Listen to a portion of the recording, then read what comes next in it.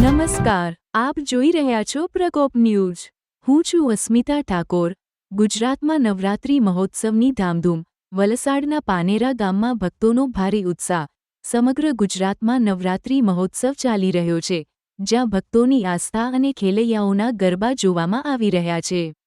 આવું જ ઉલ્લાસ વલસાડ જિલ્લામાં પાનેરા ગામે જોવા મળ્યું, જ્યાં 3 મુખવાડીમાં ચામુંડા માતાજીના મંદિરે નવરાત્રિના પહેલા જ દિવસે ભક્તોનું ઘોડાપૂર ઉમટી પડ્યું।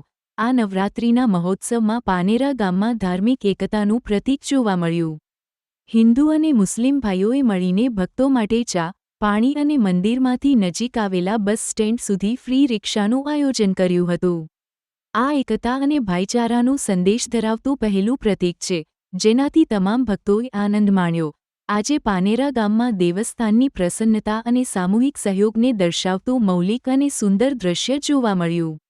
આવનારા દિવસોમાં આ એકતાનો આદર કરવામાં આવે તેવી આશા છે। આજના સમાચાર આટલા જ। વધુ અપડેટ્સ સાથે ફરી મળીશું। નમસ્કાર।